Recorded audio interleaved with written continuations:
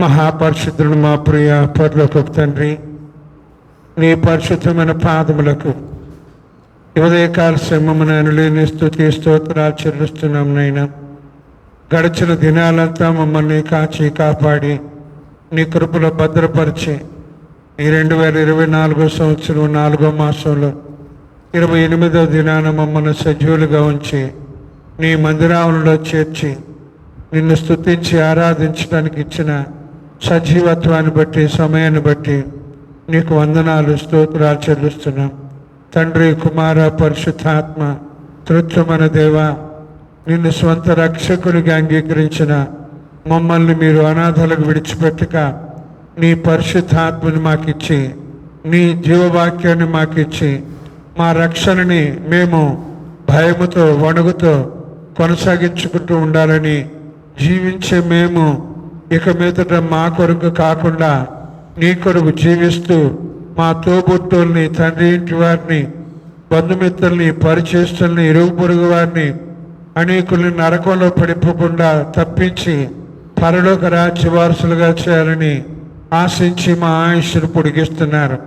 కాబట్టి మేము కూడా సమయాన్ని సద్వినియోగం చేసుకుంటూ అజ్ఞానుల వల్ల కాక అజ్ఞానుల వల్ల నడుచుకుంటూ ఏ విషయంలో చింతించకుండా ప్రతి విషయంలో ప్రార్థన విజ్ఞాపనముల చేత కృతజ్ఞతాపూర్వకంగా మా విన్నపాలని తెలియచేస్తూ సమస్త జ్ఞానానికి మించిన దేవుని సమాధానమును యేసుక్రీస్తు వలన మా హృదయాలకు, తలంపులకు కావలి ఉంచుకొని భయపడి పాపం చేయకుండా, సాహసించి పాపం చేయకుండా, దురభిమాన పాపంలో పడిపోకుండా, మా హృదయములో పాపం లక్ష్యముంచకుండా నీకోసం ప్రత్యేకంగా జీవిస్తూ విరిగి నలిగిన హృదయముతో, శుద్ధ హృదయముతో, యథార్థ హృదయముతో, పవిత్ర హృదయముతో, నూతన హృదయముతో మా దినములను లెక్క పెట్టుకుని జ్ఞాన హృదయముతో నీ చిత్తాన్ని నెరవేరుస్తూ పూర్ణ హృదయముతో, పూర్ణ ఆత్మతో,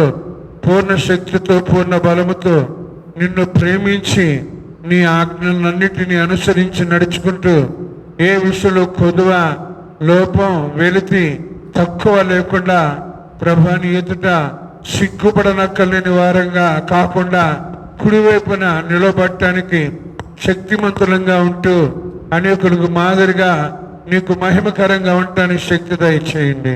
ఈ చిన్న సహవాసం నీ స్వరక్తం ఇచ్చి సంపాదించిందిగా ఉండాలని, ముడత మచ్చ కళంకము లేనిదిగా ఉండాలని, పరిశుద్ధమైనదిగా, నిర్దోషమైనదిగా, మహిమ కలిగినదిగా ఉండాలని, నీ వాక్య ఉదక స్నానము చేత పవిత్రపరచబడుతూ పరిశుద్ధపరచబడుతూ ఉండాలని, సత్యమును స్తంభముగా, ఆధారముగా ఉండాలని ప్రార్థిస్తున్నాను నాయన. జీవము గల దేవుని సహవాసంగా ఉంటూ నిర్జీవ క్రియలు విసర్జించి, అంధకార క్రియలు అణచివేసి, దుష్క్రియలను దూరపరిచి, సత్క్రియలని ఆసక్తిగా, ఓపికగా, శ్రద్ధగా చేయటానికి సహాయం చేయండి. ఉదయకాల శ్రమలో వచ్చిన నీ బిడ్డలను బట్టి నేను స్తుతిస్తూ, రావాల్సిన బిడ్డల ప్రార్థిస్తూ, రాలేకపోతున్న విజ్ఞాపన చేస్తున్నాను. ఈ ఓబుల్నాయుడు పాలన గ్రామంలో ప్రతి కుటుంబము అంధకార సంబంధమైన అధికారం నుంచి విడుదల పొందాలని, రక్షణ కుటుంబాలుగా మార్పు చెంది దేవుని రాజ్యంలో ఆనందించాలని ప్రార్థిస్తున్నాను నాయన. ఎవరెవరైనటువంటి బాధల్లో, సమస్యలు ఉన్నారో వారి బాధల్ని నివారించి వారి సమస్యల్ని పరిష్కరించమని ప్రార్థిస్తున్నాను. ఎవరెవరైనటువంటి ఆర్థిక ఇబ్బందుల్లో, అనారోగ్య సమస్యలతో ఉన్నారో వారి ఇబ్బందులను తీర్చమని, ఆరోగ్యం దయచేయమని ప్రార్థిస్తున్నాను. యవనస్తుల కొరకు, పిల్లల కొరకు, పెద్దల కొరకు, వృద్ధుల కొరకు, ప్రతి ఒక్కరి కోసం పేరు పేరున ప్రార్థిస్తూ కుటుంబాలు పరలోకంలో చేర్చబడినట్లు అసత్యము నుంచి సత్యములోకి, అంధకారం నుంచి వెలుగులోకి, మరణము నుంచి జీవములో దాటించమని మా రక్షకుడు నీ ప్రియ కుమారుడునైనా యేసుక్రీస్తు అతి శ్రేష్టమైన నామమున ప్రార్థించి స్తుతించి ఈ ఆరాధన ప్రారంభం చేసుకున్నాం పరమ తండ్రి. ఆమేన్. పాటలు పాడుకుందాం రండి.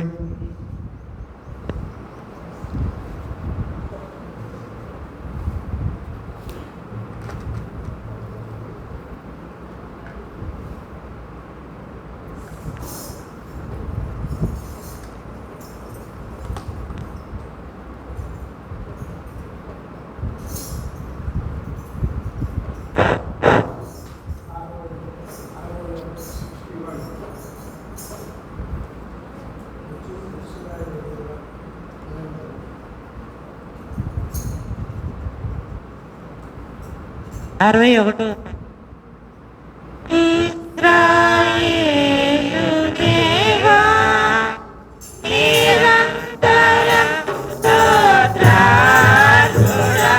నీ ప్రభావ నామమును కొనియాడెదము ప్రభువా.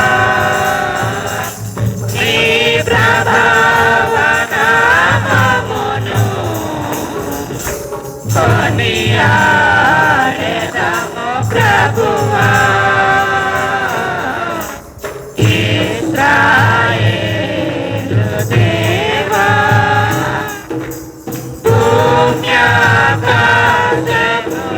భూమ్యాకాశములందున్న సమస్తము నీ వశమే. ఆ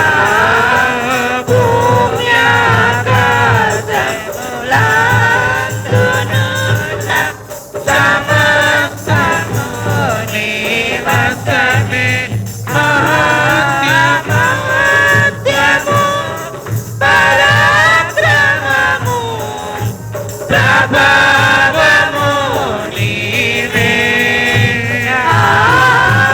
మహత్యము పరాక్రమము ప్రభావము నీవే. ప్రభావము నీవే. ఇశ్రాయేలు దేవా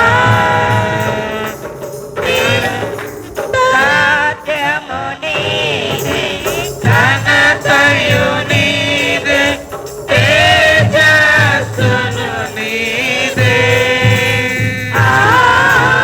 రాజ్యము నీదే, ఘనతయు నీదే, తేజస్సును నీదే.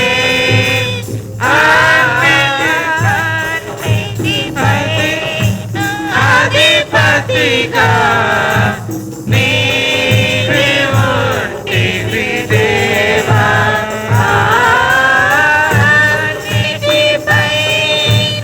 అధిపతిగా నీవే ఉంటివి దేవా.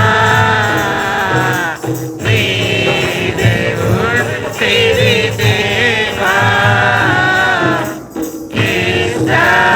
ఇశ్రాయేలు దేవా ఐశ్వర్యము గొప్పతనములను కలుగును నీ వలనే. ఐశ్వర్యము గొప్పతనములను కలుగును నీ వలనే. బలమును నిదానమే ఏలువాడవు నీవే. బలమును నిదానమే ఏలువాడవు నీవే. ఏలువాడవు నీవే. ఇశ్రాయేలు దేవా నిరంతరం స్తోత్రార్హుడా,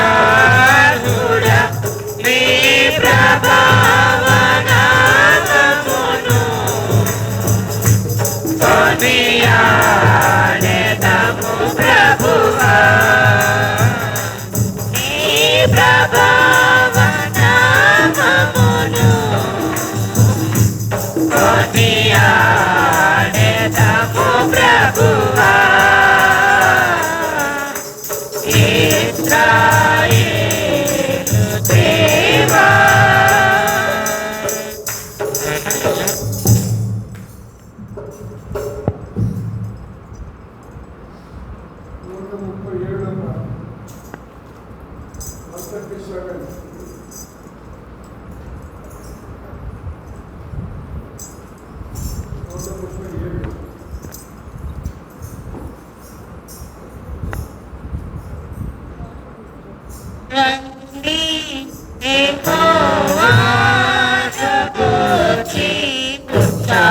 ఉత్సాహగానము చేసెదము. రండి యెహోవాను గూర్చి ఉత్సాహగానము చేసెదము. ఆయనే మన పోషకుడు, నమ్మదగిన దేవుడని. ఆయనే మన పోషకుడు, నమ్మదగిన దేవుడని. నమ్మదగిన దేవుడని. నమ్మదగిన దేవుడని. రండి యెహోవాను గూర్చి ఉత్సాహగానము చేసెదము. రండి హల్లెలూయా. ఆహా హల్లెలూయా. ఆహా హల్లెలూయా. ఆహా హల్లెలూయా. కష్ట నష్టములెన్నున్నా పొంగు సాగరాలెదురైనా. కష్ట నష్టములెన్నున్నా పొంగు సాగరాలెదురైనా. ఆయనే మన ఆశ్రయం. ఇరుకులో ఇబ్బందులలో ఆయనే మన ఆశ్రయం. ఇరుకులో ఇబ్బందులలో. ఇరుకులో ఇబ్బందులలో. రండి యెహోవాను గూర్చి ఉత్సాహగానము చేసెదము.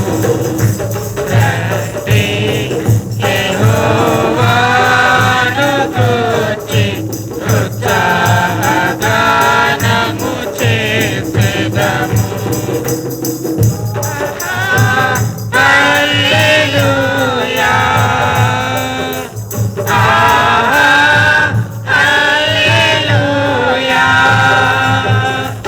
ఆహా హల్లెలూయా. ఆహా హల్లెలూయా. విరిగి నలిగిన హృదయముతో దేవదేవుని సన్నిధిలో. విరిగి నలిగిన హృదయముతో దేవదేవుని సన్నిధిలో అనిసెము ప్రార్థించిన కలుగు ఈవులు మనకెన్నో. అనిసెము ప్రార్థించిన కలుగు ఈవులు మనకెన్నో. కలుగు ఈవులు మనకెన్నో. రండి యెహోవాను గూర్చి ఉత్సాహగానము చేసెదము. రండి యెహోవాను గూర్చి ఉత్సాహగానము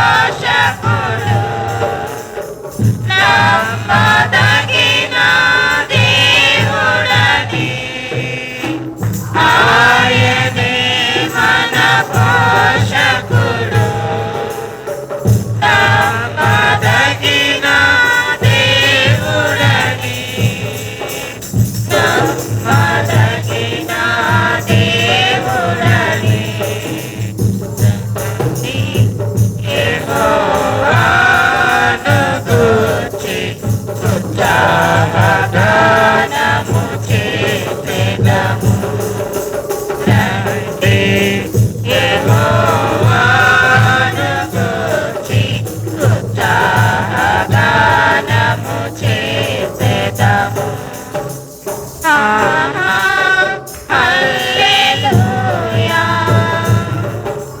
ఆహా హల్లెలూయా ఆహా హల్లెలూయా ఆహా హల్లెలూయా.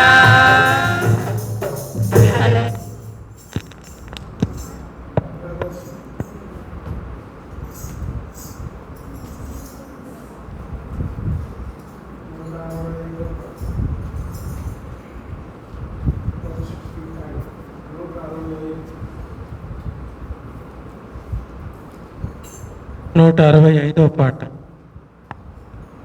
దేవుని ఆజ్ఞ పాటింతును, సువార్త ప్రకటింతును.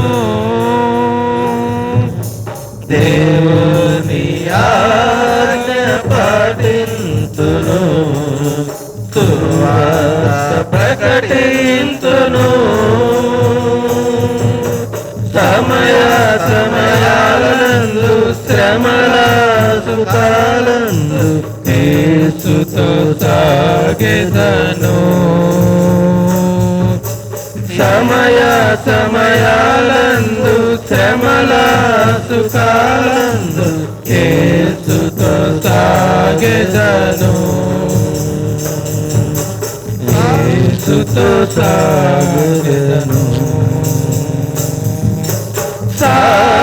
సాగిపోదున్ సాగిపోదున్ సాగిపోదున్ సాగిపోదున్ సాగిపోదున్ సాగిపోదున్. క్రీస్తేసు శిలువ బలియాగము లోకాన్ని రక్షించెను. క్రీస్తేసు శిలువ బలియాగము లోకాన్ని రక్షించెను. ఈ వార్త చాటుచు ఈ పాట పాడుచు ఆత్మల రక్షింతును. ఈ వార్త చాటుచు ఈ పాట పాడుచు ఆత్మల రక్షింతును. ఆత్మల రక్షింతును. సాగిపోదున్ సాగిపోదున్ సాగిపోదున్ సాగిపోదున్ సాగిపోదున్ సాగిపోదున్.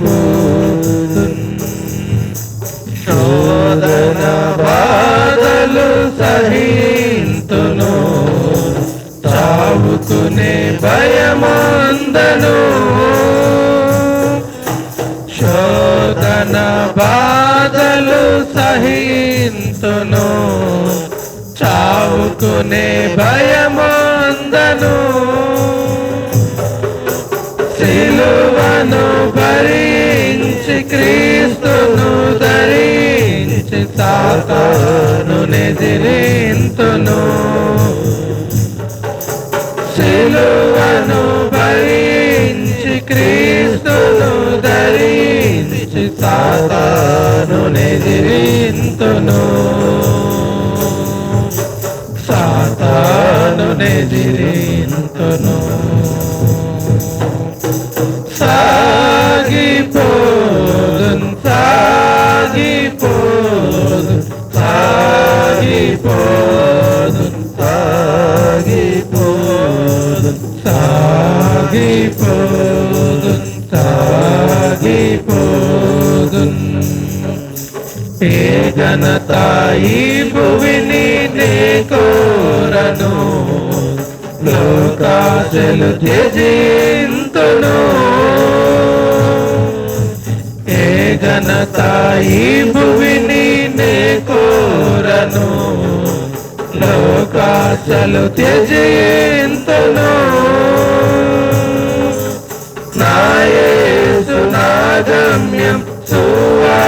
వార్త నా భాగ్యం, ఈ వార్త నా జీవనం. నా యేసు నా గమ్యం, సువార్త నా భాగ్యం, ఈ వార్త నా జీవనం. ఈ వార్త నా జీవనం. సాగిపోదు సాగిపోదు సాగిపోదు సాగిపోదు సాగిపోదు సాగిపోదు. నా పరుగును ముగింప ప్రభు కృప చాలున్, దొరకునుగా జీవ కిరీటం. నా పరుగును ముగింప ప్రభు కృప చాలున్, దొరకునుగా జీవ కిరీటం. ప్రభు యేసు రాజ్యములో పరలోక స్వాస్థ్యములు ప్రియమార పాల్గొందెదన్. ప్రభు యేసు రాజ్యములు పరలోక స్వాస్థ్యములు ప్రియమార పాల్గొందెదన్. ప్రియమార పాల్గొందెదన్.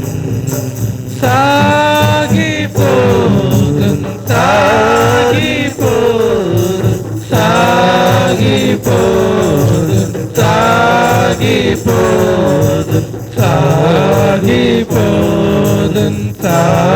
సాగిపోదు సాగిపోదు సాగిపోదు. దేవుని ఆజ్ఞ పాటింతును, సువార్త ప్రకటింతును. దేవుని ఆజ్ఞ పాటింతును, సువార్త ప్రకటింతును. సమయ సమయాలందు శ్రమల సుఖాలందు యేసుతో సాగెదను. సమయ సమయాలందు శ్రమల సుఖాలందు యేసుతో సాగెదను. యేసుతో సాగెదను. సాగిపోదు సాగిపోదు సాగిపోదు సాగిపోదు సాగిపోదు సాగిపోదు సాగిపోదు సాగిపోదు. హల్లెలూయా.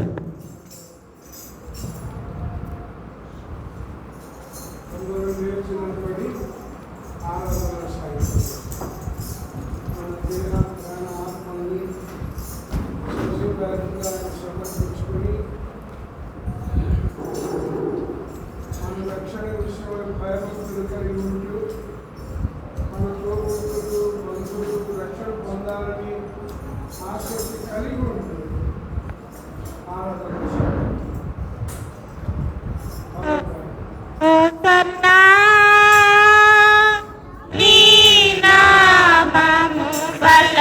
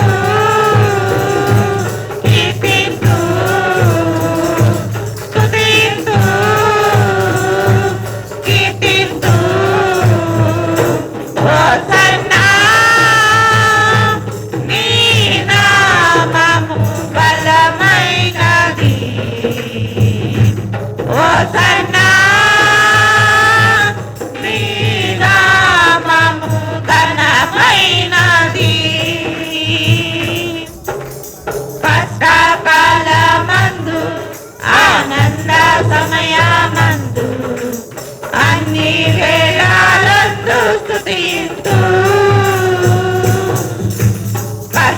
కష్టకాలమందు ఆనంద సమయమందు అన్ని వేళలందు స్తుతింతు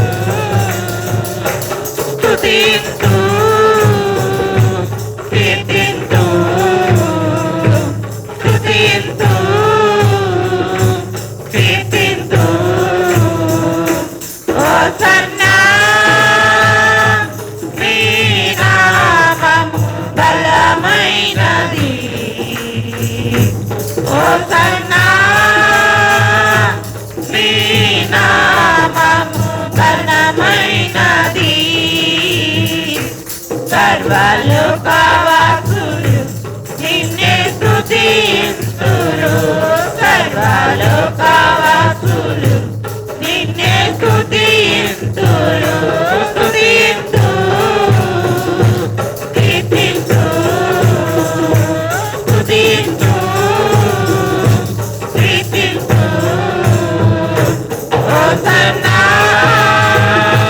నీ నామము బలమైనది హోసన్నా నీ నామము ఘనమైనది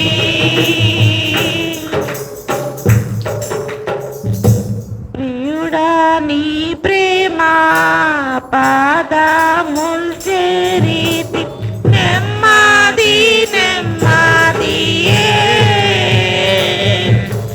ఆసక్తితో నిన్ను పాడి స్తుతింతును ఆనందం ఆనందమే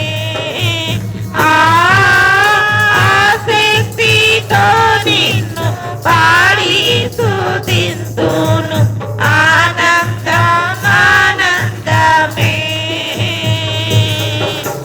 ఆశ్చర్యమే ఆనందమే ఆరాధనా ఆరాధనా ఆశ్చర్యమే ఆనందమే ఆరాధనా ఆరాధనా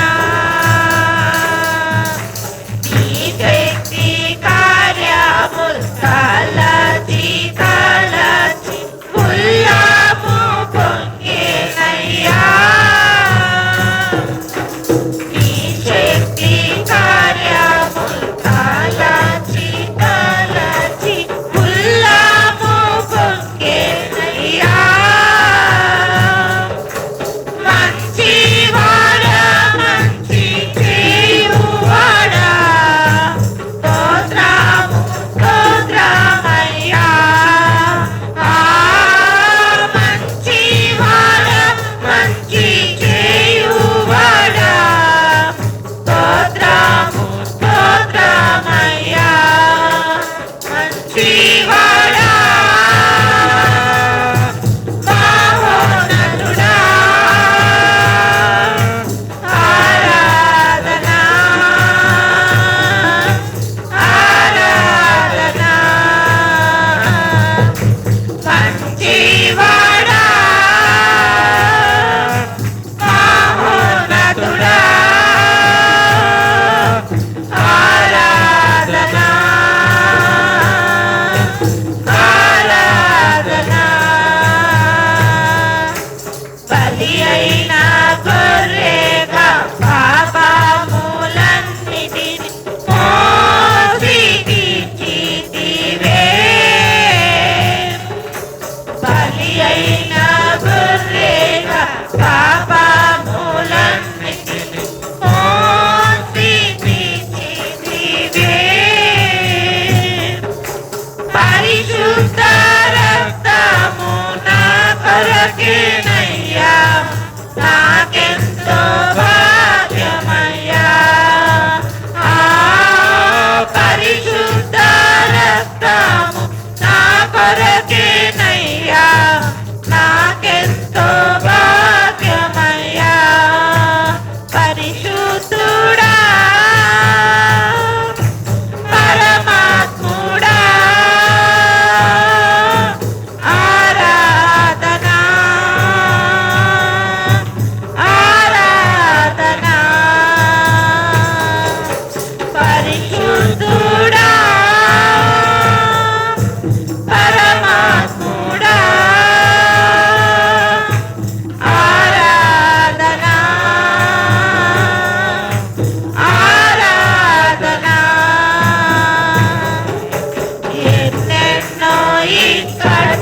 బ్రతుకులో వచ్చిన నేను విడువనయ్యా.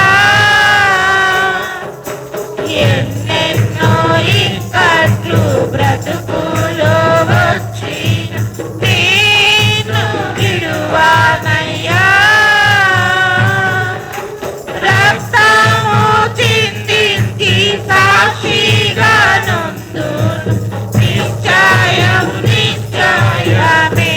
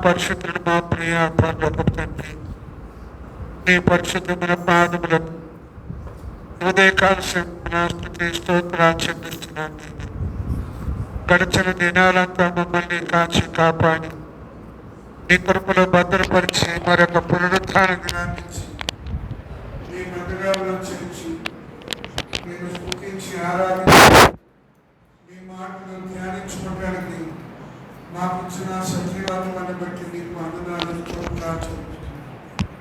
తండ్రి, కుమార, పరిశుద్ధాత్మ త్రిత్వమైన దేవ, ఎంతోమంది సమయాన్ని చూడలేక నిత్యత్వంలో ప్రవేశించారయ్యా. మరెంతోమంది సజీవులుగా ఉన్నప్పటికీ ఇంకా నీ సన్నిధికి రావట్లేదు.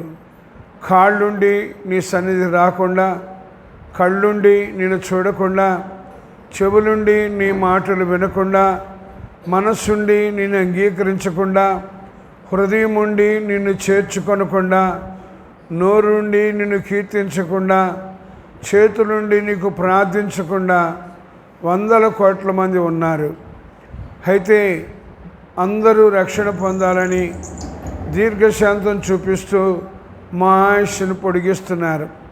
కాబట్టి నిన్ను సొంత రక్షకునిగా అంగీకరించిన మేము అనేకులకు ఆశీర్వాదకరంగా, దీవెనకరంగా ఉండాలని మా ఆయుష్ను పొడిగిస్తున్నారు. అందును బట్టి నేను స్తుతిస్తూ ఈ చిన్న సహవాసం నీ ఉన్నతమైన ఉద్దేశాన్ని నెరవేర్చడానికి సహాయం చేయమని యేసు ప్రభు నామమున ప్రార్థించి స్తుతించి అడిగి వేడుకుంటున్నాము పరమ తండ్రి. ఆమేన్. మీ అందరికీ ప్రభు నామమున నా శుభాభివందనం తెలియజేస్తున్నాను. దేవాదేవుడు మరొక పునరుద్ధాన దినాన్ని అనుగ్రహించి ఆయన సన్నిధిలో చేర్చి ఆయన మాటలు ధ్యానించుకోవటానికి దేవుడు మనకిచ్చిన ఈ శ్రేష్టమైన సమయంలో ప్రకటన గ్రంథం 14వ అధ్యాయం 13వ వచనం ధ్యానం చేసుకుందాం. ప్రకటన గ్రంథం 14వ అధ్యాయం 13వ వచనం. అంతటా ఇప్పటి నుండి ప్రభువునందు మృతినందు మృతులు ధన్యులని వ్రాయుమని పరలోకము నుండి ఒక స్వరము చెప్పగా వింటిని. నిజమే, వారు తమ ప్రయాసములు మాని విశ్రాంతి పొందుదురు, వారి క్రియలు వారి వెంట పోవునని ఆత్మ చెప్పుచున్నాడు.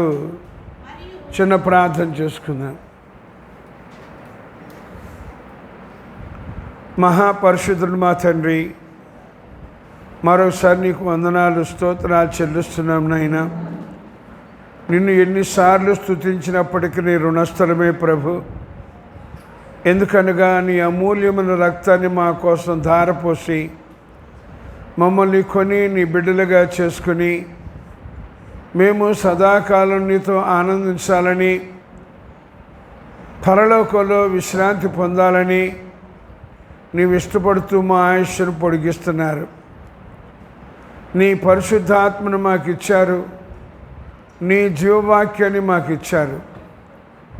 మా ద్వారా మా తోబుట్టువులు, రక్త సంబంధికులు, బంధుమిత్రులు, పరిచయస్తులు, ఇంకా అనేకులు దేవుని రాజ్య వారసులుగా మార్పు చెందాలని, విశ్రాంతిలో ప్రవేశించాలని మీరు కోరుకుంటున్నారు. కాబట్టి మా ముందుకు తీసుకొచ్చిన వాక్య భాగాన్ని వివరించడానికి నాకు కావలసిన ఆత్మజ్ఞానం దయచేయమని, అలాగే వినేవాళ్ళు కూడా ఆత్మజ్ఞానము దైవజ్ఞానం కలిగి జీవించడానికి సహాయం చేయమని యేసు ప్రభు నామమున ప్రార్థించి స్తుతించి అడిగి వేడుకుంటున్నాము పరమ తండ్రి. ఆమేన్. హల్లెలూయా. దేవుని వాక్యాన్ని జాగ్రత్తగా మనం చదువుకోవాలి, అనుసరించాలి. చదువుకోవాలి, అనుసరించాలి. వినే మీరైనా, చెప్పే నేనైనా మరొకరైనా దేవుడు ఈ ప్రకటన గ్రంథం 14వ అధ్యాయంలో 13వ వచనంలో ఇలా రాస్తున్నాడు. ఇప్పటి నుండి అంటే ఇంతవరకు ఎలా ఉన్నారో తెలీదు.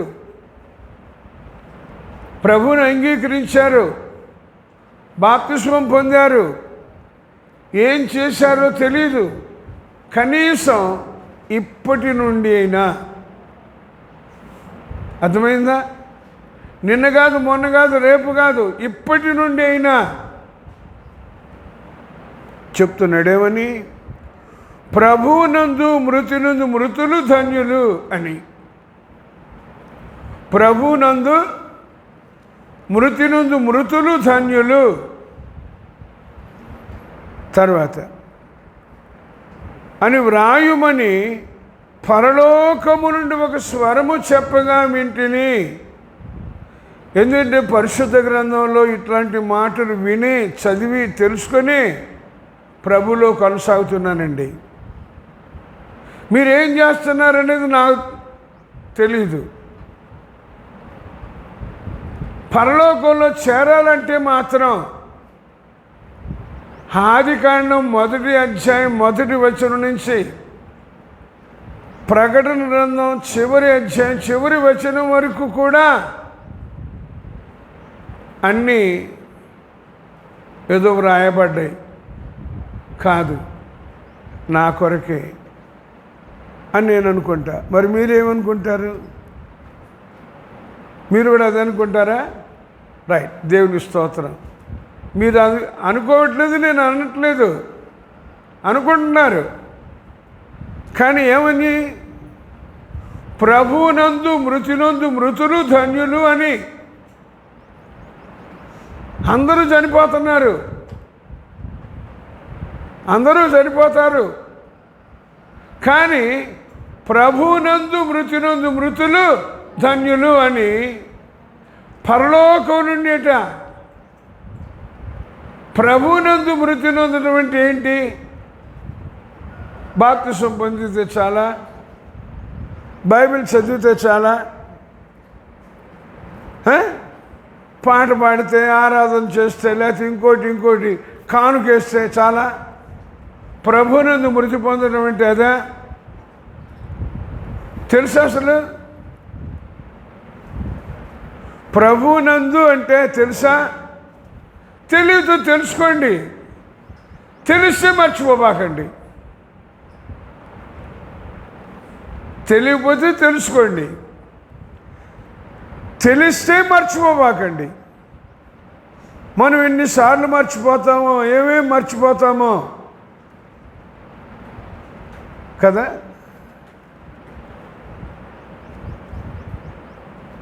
మొన్న మా మానవుడు ఫిరంగిపురం వెళ్తున్నాడు.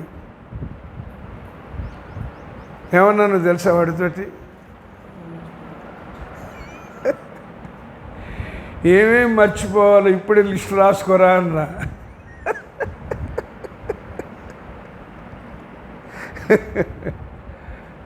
ఏమేమి మర్చిపోవాలో ఇప్పుడే లిస్ట్ రాసుకో, అప్పుడు కనీసం ఆ లిస్ట్ చదివితేనే జ్ఞాపకం వస్తుంది.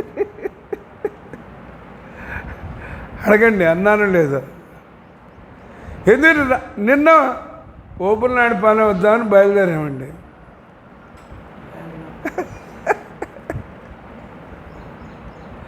బయలుదేరి ఈ బ్యాగ్ మంచం మీదనే పెట్టిపోయాడు, మర్చిపోయాడు, బయటకు వచ్చేసాడు. దానిలో ఉండాల్సినవన్నీ ఉన్నాయి, ఇదొక్కటి పట్టుకుని వచ్చేస్తున్నాడు. ఏమనాలా?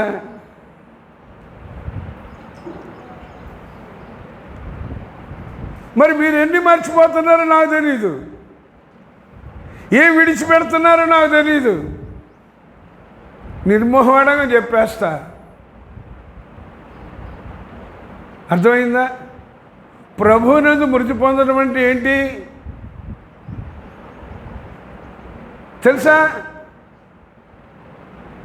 తెలియకపోతే తెలుసుకోండి, తెలిసింది మర్చిపోబాకండి, విడిచిపెట్టబాకండి, చనిపోయేదాకా అనుసరించండి. చనిపోయేదాకా. చూడండి, యోహాను వ్రాసిన మొదటి పత్రిక, యోహాను వ్రాసిన మొదటి పత్రిక 3వ అధ్యాయం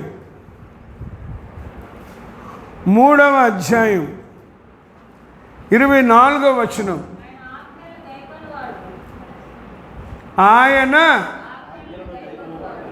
ఆజ్ఞలను గైకొనువాడు. ఎవరు?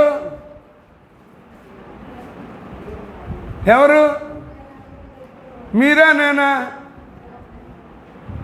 పోనీ ఆ డినామినేషన్ వాళ్ళ, ఆ దేశం వాళ్ళ, ఈ చర్చికి వెళ్ళే వాళ్ళ? నో, అందరూ. వాక్యం చదవండి. ఇంకో సందర్భంలో చెబుతాడు, ఒకడు ఆజ్ఞలన్నిటినీ గాయకొని ఒక్క ఆజ్ఞ విషయంలో తప్పిపోతే మిగిలిన ఆజ్ఞలన్నిటి విషయంలో అపరాధి అంటండి. మనం ఏమనుకుంటాం, ఒక్కటేలే, దేవుడు ఏదో కన్సెషన్ ఇస్తాడులే కదా. క్వశ్చనే లేదండి. ఆజ్ఞలన్నిటినీ గైకొనువాడు ఆయన యందు నిలిచి ఉండును. ఆయన యందు నిలిచి ఉండును. తర్వాత ఆయన వాని యందు నిలిచి ఉండును.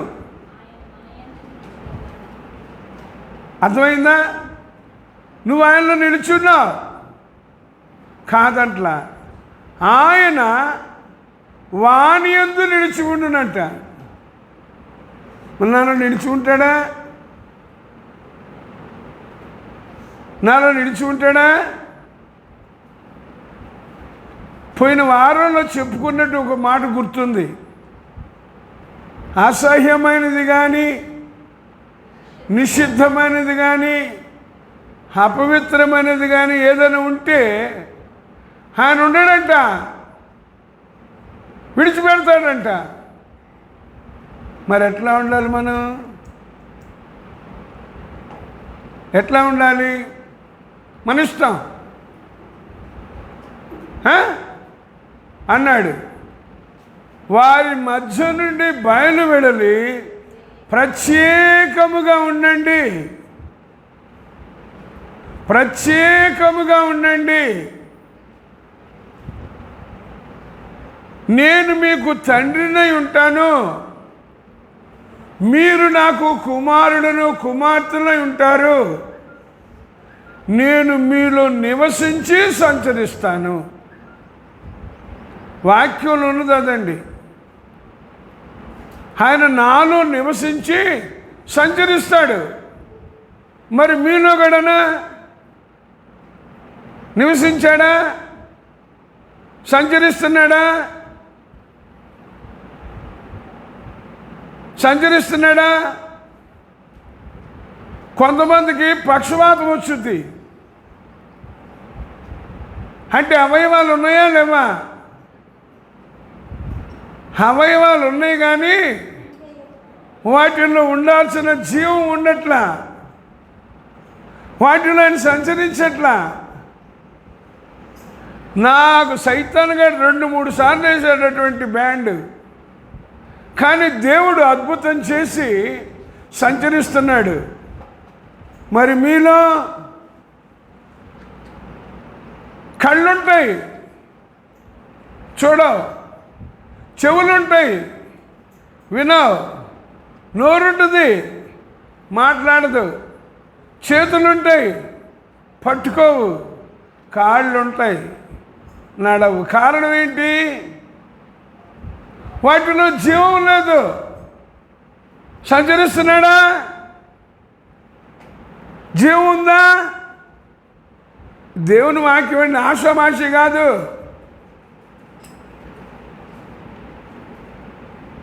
ఆషామాషి కాదు, అంత తేలిగ్గా తీసుకోబాకండి. తీసుకుంటే మీరే తేలికైపోతారు, తేలిపోతారు, అగ్నిలో పడిపోతారు. మీ ఇష్టం. జాగ్రత్త పడతాం. చెప్తున్నాడు, ఆయన ఆజ్ఞలను గైకొనువాడు ఆయన యందు నిలిచి ఉండును, ఆయన వాని యందు నిలిచి ఉండును. ఆయన మన యందు నిలిచి ఉన్నాడని ఆయన మనకు అనుగ్రహించిన ఆత్మ మూలముగా తెలుసుకొనుచున్నాము. ఆత్మ మూలముగా, ఆత్మ మూలముగా. యెహోవా ఆత్మలో ఏమేమి ఉన్నాయో తెలుసా? ఆత్మ పూర్ణులమేనా? చెప్పండి. ఆత్మ పూర్ణులమేనా?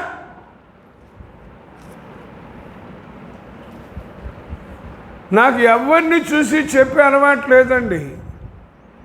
దేవుని చూసి చెప్పడమే నా అలవాటు.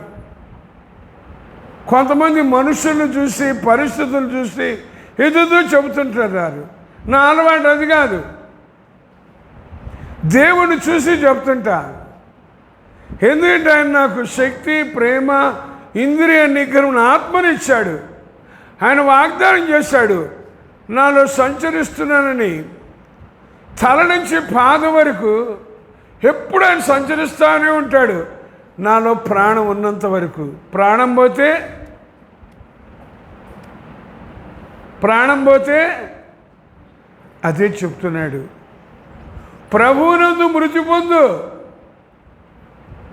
ఎప్పుడో రోజు పోవాల్సిందే. ప్రాణం శాశ్వతం కాదు. ఈ లోకం కానీ, ఈ శరీరం కానీ, ఈ బాంధవ్యం కానీ, ఈ కుటుంబం కానీ శాశ్వతం కాదు. ప్రాణం ఉన్నంత వరకే. మా అమ్మ, మా నాన్న, మా అక్క, మా చెల్లి, మా తమ్ముడు, మా వదిన, ఇవన్నీ పోయిన తర్వాత అంతా మట్టే. మట్టిలో కలిసిపోవాల్సిందే. ఎవరమైనా సరే. జాగ్రత్త. చెప్తున్నాడు, పరలోకం నుండి స్వరం వినపడుతుందంట, ప్రభునందు మృతినందు మృతులు ధన్యులు అని. ఎవరైతే ఆయన ఆజ్ఞలను అన్నిటినీ అనుసరించి నడుచుకుంటుంటారో, ఎవరిలో అయితే ఆయన నివసించి సంచరిస్తుంటాడో వాళ్ళు. మీకు తెలుసా, సంసోనుని యెహోవా ఆత్మ విడిచిపెట్టిపోయిందంట.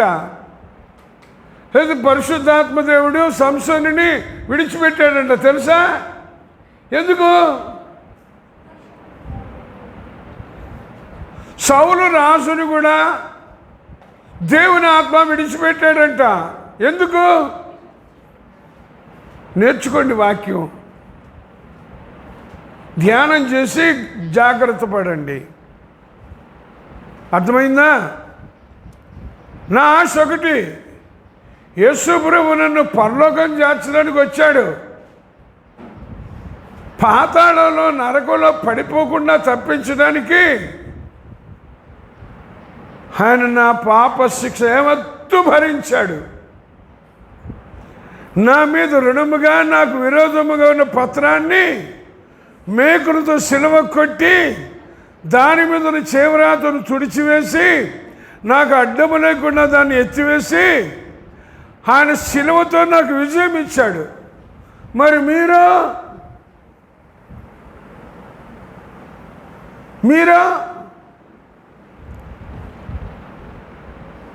ఈ విషయం అంటే హల్లెలూయా చెప్పండి.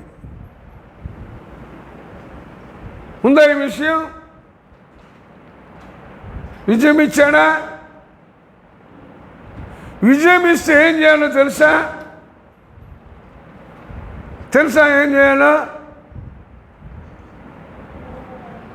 విజయం పొందిన ప్రతి ఒక్కరంట ప్రతి దినమంట తనను తాను ఉపేక్షించుకొని తన శిలువని ఎత్తుకొని ప్రభువుని వెంబడించాలంట. తెలుసా ఈ విషయం?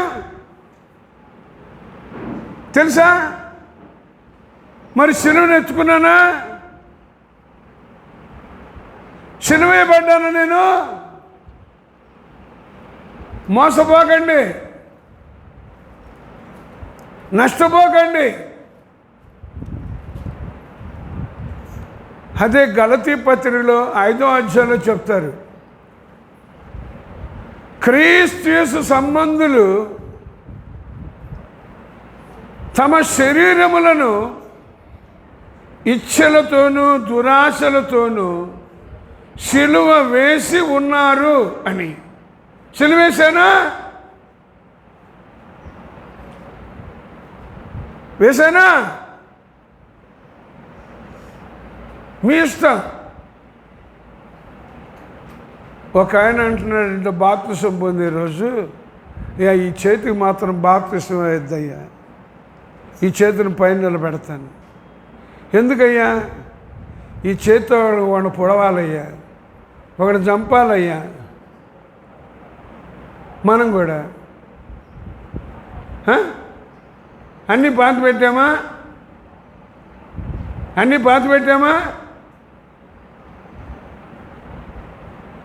అప్పుడు పైకి లేపుతుంటాను. అందుకోసం రూతు మోయాబు దేశం నుండి యూదా బెత్లెహేముకి వచ్చే సందర్భంలో తన అత్తతో ఏమన్నదంటే, నీ వెంబడి నన్ను రావద్దు అని అనద్దు, వస్తా, నీ జనమే నా జనం, నీ దేవుడే నా దేవుడు, నువ్వెక్కడ మృతి పొందుతా అక్కడే మృతి పొందుతా అని ఆపల. అక్కడనే పాతి పెట్టబడతా. మనం పాతి పెట్టామా? పాతి పెట్టామా? అప్పుడు పైకి తీసుకుంటాం. కోపం వచ్చినప్పుడల్లా, విసుగొచ్చినప్పుడల్లా నా మీద చాలామంది కోపం వచ్చింది, అప్పుడు పైకి తీస్తుంటున్నారు కదా? అవునా? ఎందుకంటే నాతో మాట్లాడరు. దేవునికి స్తోత్రం. అప్పుడే అర్థమైపోతుంది నాకు ఎంత కోపం వచ్చిందో నా మీద వాళ్ళకని. దగ్గర కూడా రారు. దేవుని స్తోత్రం. ఎంత దూరం పోతారో పోండి, నాకేం బాధ లేదు. ఆదాము అవ్వలు ప్రతిరోజు దేవుని సన్నిధికి వస్తున్నారటండి. ఆ రోజు రాలేదంట. రాకపోతే దేవుడు ఊరుకున్నాడా? ఊరుకున్నాడా? ఏమన్నాడు? పిలిచాడు. అలాగే పిలుస్తా, ఆదామా ఎక్కడున్నావు, సోదరుడా సోదరి ఎక్కడున్నావు అన్నాడు. నీ స్వరం విన్నప్పుడు నేను దిగంబరినిగా ఉన్నాను కనుక ఆ చెట్టు చాటు దాక్కున్నాను అన్నాడండి. నీకు దిగంబరిమని ఎవరు చెప్పారు? ఎవరు చెప్పారు? వాడు చెప్పాడు,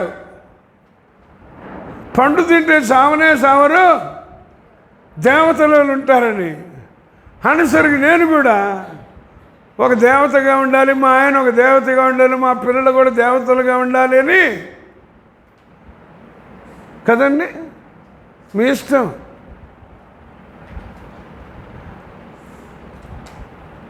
ఈ మధ్య దేవుడు ఒక ఆలోచన ఇచ్చాడు.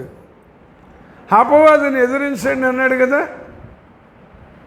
ఎదిరించండి అని చెప్పాడా? ఎట్లా ఎదిరించాలి ప్రభువా? ఉంది సర్వాంగ కవచం. అదే కాకుండా ఒక ఆలోచన దేవుడు ఇచ్చాడు. పండు తింటే మీరు చావనే చావరన్నాడు కదా. అపవాదితో, సైతానా ఈ పండు నువ్వు తిని చూపించు, ఈ పండు నువ్వు తిని చూపించు అంటే వాడు తింటాడా?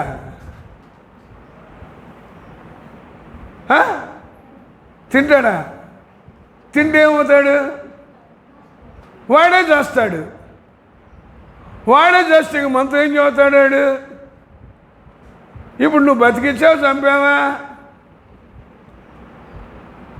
ఇవన్నీ మనకొద్దు. ప్రభు నా దగ్గరకు వచ్చి నా కాడి ఎత్తుకొని నాతో నేర్చుకోండి అన్నాడు. ఏమి నేర్చుకుంటాం? చచ్చేతూరు నేర్చుకుంటూనే ఉంటా.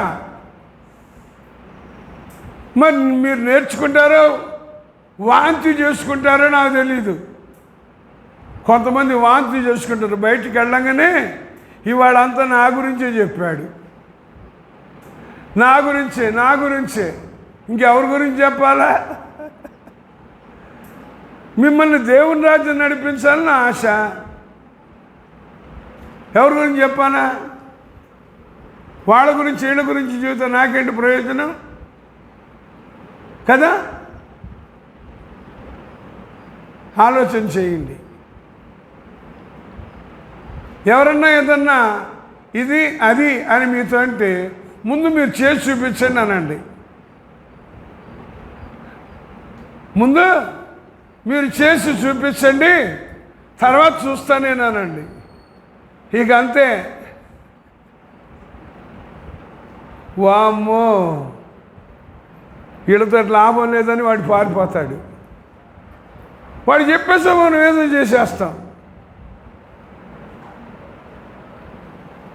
ఏదో చేసి దేవుడు చెప్పింది చెయ్యం, వీడు చెప్పింది మాత్రం ఆనందంగా. ఓసారి ఒక సేవకుడు నాతో అన్నాడు ఒక మాట.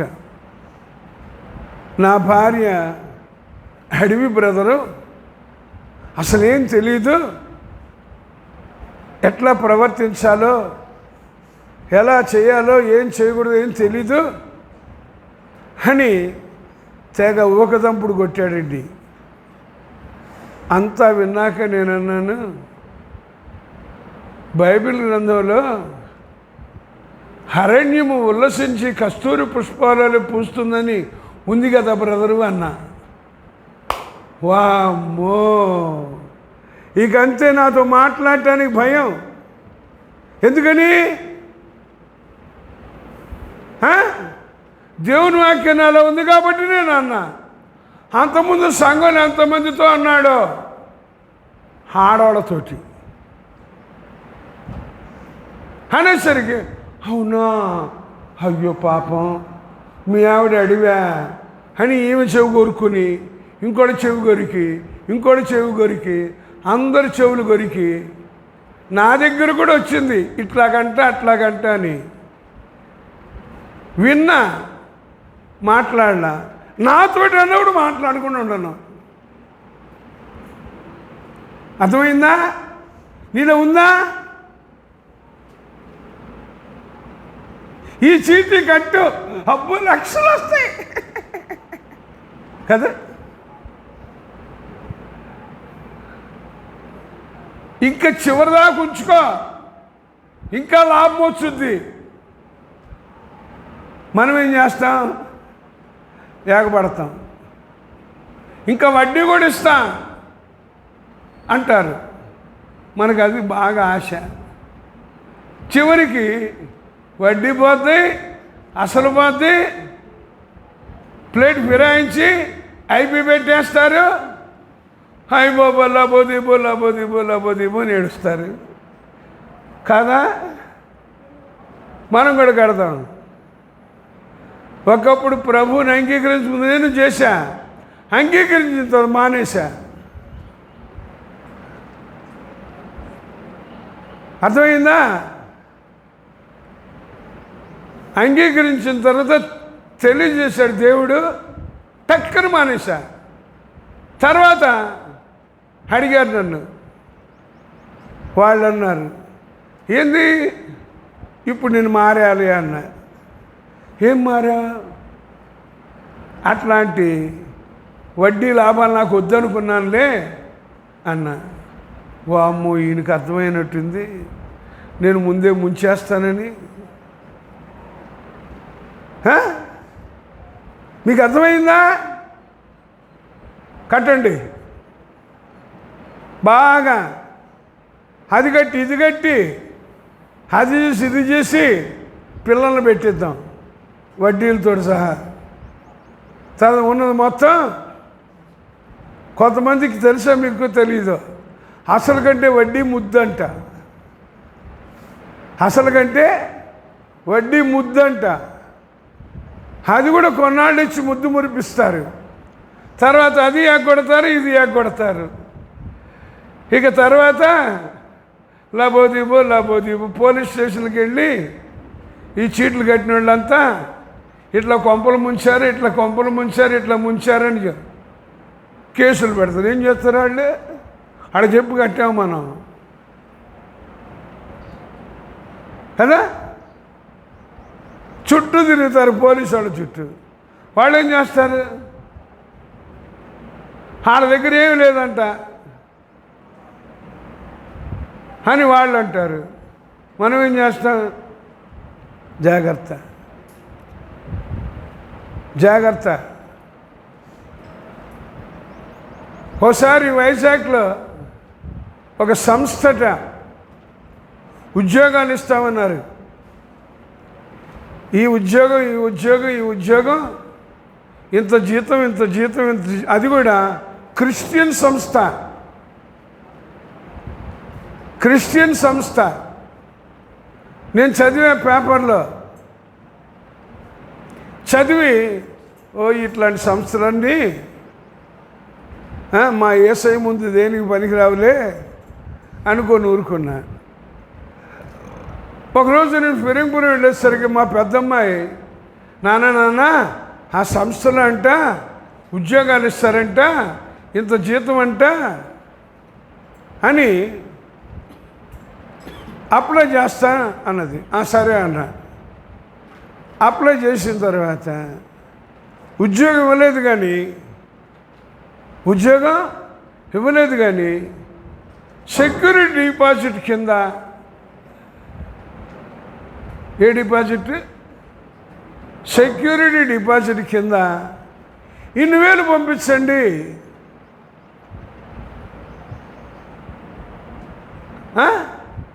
ఒక 5,000 10,000 పంపించండి అనేసరికి అమ్మో మనకి అప్పుడే వచ్చేసింది ఏంటి? దురాశ. ఉద్యోగం రాలా, దురాశ వచ్చేసి మనం 10,000 మన ఫ్రెండ్స్ తోటి ఒక 5-6 కలిపి వాళ్ళ చేత 10,000 పంపించాం. తీరదు, వాళ్ళు కేర్ ఆఫ్ అడ్రస్ లేదు, అక్కడ కేర్ ఆఫ్ అడ్రస్ లేదు. మనం మునుగుతాం, వాళ్ళని ముంచుతాం. అయ్యి మన తెలివితేటలు. జరిగింది అదేనండి. మా ఫ్రెండ్ని అడిగా, వైజాగ్లో ఉన్నాడు నా క్లాస్మేటు, ఆంధ్ర యూనివర్సిటీలో ప్రొఫెసర్. ఎరా అన్నాయి. అరే అదంతా బోగసరా అన్నాడు. మనకేమో దూరపు కొండలు బాగా నునుపు, దూరపు కొండలు బాగా నునుపు, పొరుగుంటి పుల్లకూర బాగా రుచి, ఇంట్లో పెట్టింది మాత్రం రుచిగా ఉండదు, చేదుగా ఉంది. ఇవాళ ఎట్లా ఉంది?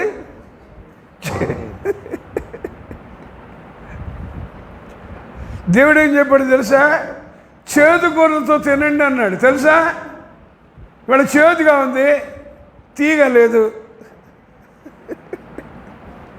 కదా, తీగ లేదు, ఇవాళ చేదుగా ఉంది. ఇంకో రోజేమో పుల్లగా ఉంది. ఎట్లా ఉంది? పుల్లగా ఉంది. ఇంకో రోజేమో కారంగా ఉంది కదా, కారంగా ఉంది. ఇంకో రోజేమో ఉప్పుగా ఉంది. ఎట్లా ఉంది? ఒకరోజు తీగా ఉంది, ఇంకో రోజు వగరుగా ఉంది. ఎన్ని రుచులు చెప్పండి? 6 రుచులు. ఆ? షడ్రుచులు మనకు అన్నీ కావాలా, చేదుగా ఉన్నా కూడా తీసి పక్కన పెడతాం, ఉప్పుగా ఉంటే పక్కన పెడదాం, పుల్లగా ఉంటే పక్కన పెడదాం, తీయగా ఉంటే బాగా తిందాం, షుగర్ తెచ్చుకుందాం. ఇప్పుడు నాకు అదే బాగా ఉంది 30 సంవత్సరాల నుంచి. ఇంకోటి, నేను పెద్ద తీపి తినేవాడిని కూడా కాదు. నేను ఎక్కువ తీపి తినేవాడిని కూడా కాదు, అన్నమే తినేది. బయట తిండి కూడా తక్కువే, చిరు తిండి కూడా బయట పోని తొందరగా తినను, టిఫిన్లు తక్కువే. మరి నాకు వచ్చింది షుగరు, దేవుని స్తోత్రం. ఇంకోటి, అప్పుడే కనీసం రోజుకి 10 కిలోమీటర్ల పైన సైకిల్ తొక్కేవాడిని. అప్పుడు వచ్చిందండి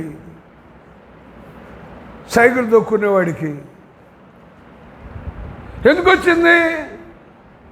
వచ్చిందంతే.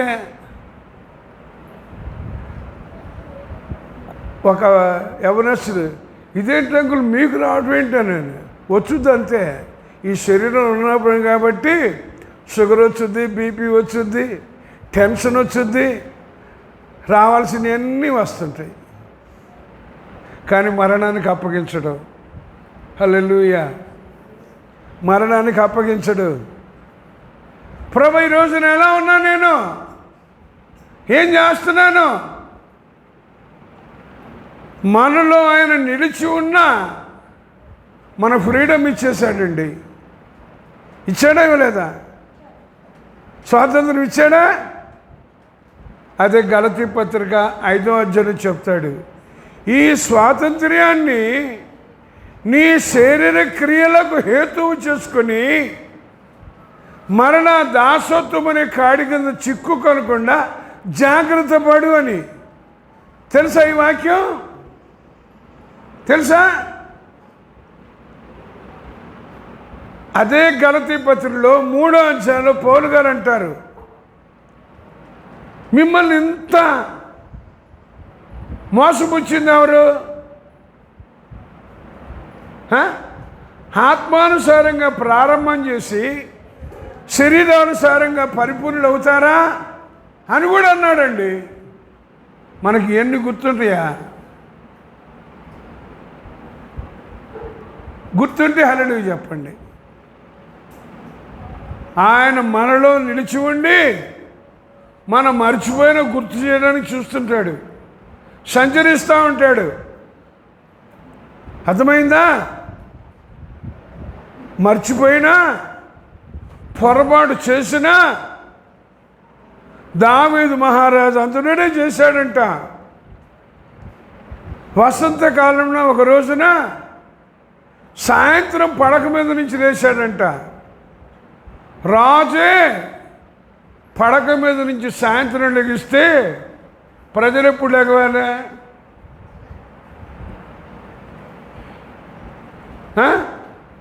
అసలు పడక మీద నుంచి ఎప్పుడు లెగవాలా తెలుసా? ఎప్పుడు లెగుస్తాం?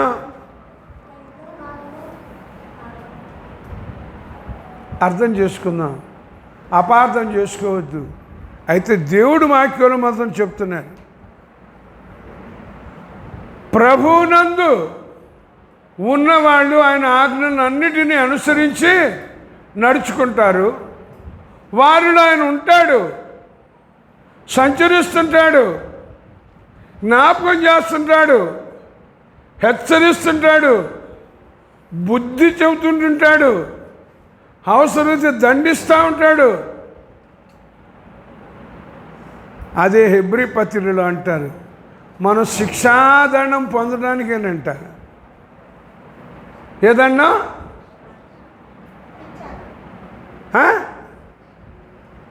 శిక్షాదండం లేకపోతే మనం దుర్బీజులమంట. మీరే బీజం మీరు చెప్పుకోండి అంటాడు. తండ్రి తను ప్రేమించు కుమారుని గద్దించి శిక్షించును అని. నేను గద్దిస్తా, శిక్షించను. మా పిల్లలైనా గద్దిస్తా, శిక్షించను. ఎందుకంటే శిక్ష విధించువాడెవడు అనుంది వాక్యంలో. ఎవరు? చెప్పండి.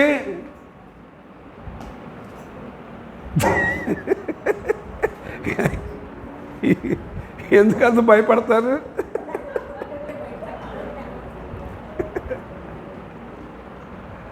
శిక్ష విధించేవాడు దేవుడే. నేను దేవుడిని కాదుగా, మరి శిక్ష ఎందుకు? నేను హెచ్చరిస్తా, గద్దిస్తా, బుద్ధి చెబుతా. శిక్షించేది ఆయనైతే నేను చేతి నేను తీసుకుంటే ఎట్లా? అది కూడా ఉంది వాక్యంలో. కుమారుని బెత్తంతో కొట్టు, బెత్తంతో కొట్టు, చావాలని కోరుకోబాకు. ఎందుకంటే మూఢత్వం స్వాభావికంగా పుట్టుద్దంట. మనకు కూడా స్వాభావికంగా పుట్టుద్ది. ఏంది? మూఢత్వం. అందుకోసం ఆయన మనలో సంచరిస్తా, హెచ్చరిస్తా, అవసరమైతే దండిస్తా, శిక్షిస్తా, అనుసరించండి అంటాడు. మీరేం చేస్తారు?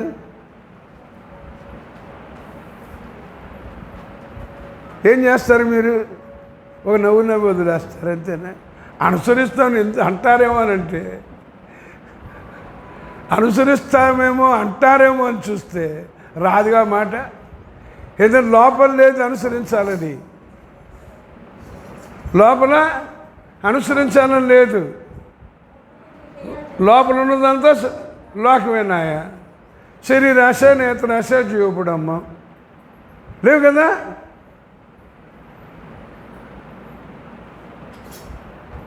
ఆలోచన చేయండి. అందుకోసమే నాకు ఒక పత్రిక ఇచ్చారు. దీనిలో ఏమని ఉందంటే, పాటలు, బైబిల్ మెమొరీ, వాక్యాలు, తర్వాత స్కిట్స్ అండ్ మెనీ మోర్. నాకు స్కిట్స్ అంటే మాత్రం నేను ఒప్పుకోనండి. స్కిట్స్ అంటే ఏంటి చెప్పండి?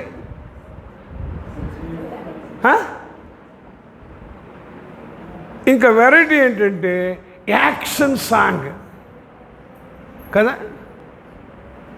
యాక్షన్, యాక్షన్ అంటే ఏంటి?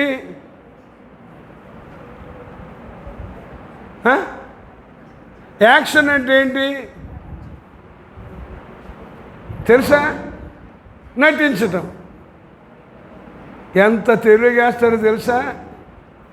మీ ఇష్టం. నటిస్తా అంటే నటించండి. నటించే వాళ్ళు ఏమవుతారు? నరకంలో పడతారు. మీరు కూడా నటించి నరకంలో పడతారంటే నేనేం చేయను. నటించడం మానేయండి, జీవించడం అలవాటు చేసుకోండి. అర్థమైందా? సైతాన్ ఎంత తెలివిగా అన్నమాట. స్కిట్స్ అంట. నేను ఇట్లాంటి వాటిని ఒప్పుకోను. అందువల్ల నా మీద ఇక్కడ దాకా గుర్రు. మీకు ఎంత గుర్రున్నా నాకేం బాధ లేదు. మీరు మాత్రం ఆ రోజున మొర్రో మొర్రో అనొద్దనే నా బాధ. మీకేం కావాలి? గుర్రు మొర్రో కావాలా? ఇప్పుడే పశ్చాత్తాపడి జీవించడం కావాలా? మీ ఇష్టం. ఇక్కడ కూడా సండే స్కూల్ నడుపుతున్నారంట. నేను ఎప్పుడూ చూడలేదు, నేను చేయలేదు. మీరేం నేర్పుతారో మీ ఇష్టం. ఇంకా స్కిట్స్ నేర్పుతారా? మీ ఇష్టం. స్కిట్స్ మాత్రం నేర్పించబాకండి. అది వాక్యానుసారం కాదు. వాళ్ళు నటించడం నేర్చుకుంటారు. నువ్వు చెప్పినట్టు నటిస్తారు, రేపు సైతాన్ చెప్పినట్టు నటిస్తారు. నటించే వాళ్ళంతా ఎవరు? వేషధారులు. నేర్పుతారా? మీ ఇష్టం. నేను ఒప్పుకొని అట్లాంటి వాటికి. పాటలు పాటలు నేర్చుకోండి, వాక్యం నేర్చుకోండి, ప్రార్థించడం నేర్చుకోండి, స్తుతించడం ఆరాధించడం నేర్చుకోండి. అంతేగాని సండే స్కూల్ అని పెట్టి ఆటలు నేర్పిస్తారండి.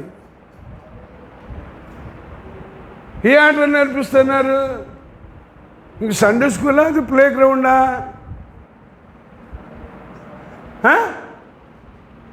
ఏ ఆటలు నేర్పిస్తారు? మీరు అవి నేర్పుతున్నారా? జాగ్రత్త. ఎందుకో సందర్భం వచ్చింది చెప్తున్నా. బాగా నేర్చుకోండి. నటించడం జాగ్రత్త. వేషధారులారా అంటాడు దేవుడు. నటించద్దు, జీవిద్దాం. అదే అన్నారు, జీవించు వారికి మీదట తమ కొరకు కాక తమ నిమిత్తము మృతి పొంది తిరిగి లేచిన వాని కొరకే జీవించాలని. ఇప్పుడు మనం ఎవరి కోసం జీవిస్తున్నాం? ప్రభు కోసమా, నా కోసమా, మన పిల్లల కోసం, వాళ్ళ కోసం, వీళ్ళ కోసమా? ఎవరి కోసం చెప్పండి?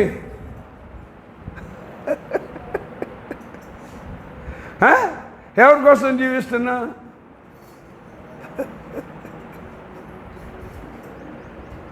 మీరు చెప్పండి, నాకు వద్దులే, దేవునికి చెప్పండి. ఎందుకంటే సొలొమోన్ రాజంట ప్రసంగి గ్రంథంలో నా కొరకు, నా కొరకు, నా కొరకు, నా కొరకు, అంతా నా కొరకే. మరి దేవుని కొరకు అంత అయిపోయినాక అప్పుడు తెలిసిందంట అదంతా వ్యర్థమే అని. ఇంకేముంది అక్కడ? ఒంట్లో బలమైపోయింది, శరీరంలో సారం అయిపోయింది. ఇప్పుడంతా తొక్కే డొక్కే. దాన్ని ఏం చూసుకుంటాడు ఆయన?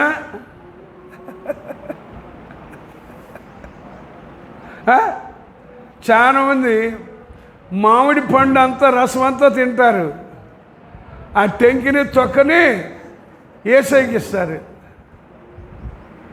మనం కూడా అంతే చేద్దాం.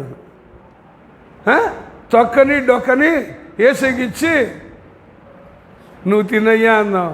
ఆరగించవయ్యా ఏసయ్యా. ఆయన తింటాడు పాపం, రసం అంతా మనమే పీల్చాంగా కదండి. అదే ఒక భక్తుడు అంటాడు, నాకు బలము ఉన్నంత వరకు నమ్మలేదు నా యేసుని. నాకు బలము ఉన్నంత వరకు నమ్మలేదు నా యేసుని. బలమంతా పోయాక,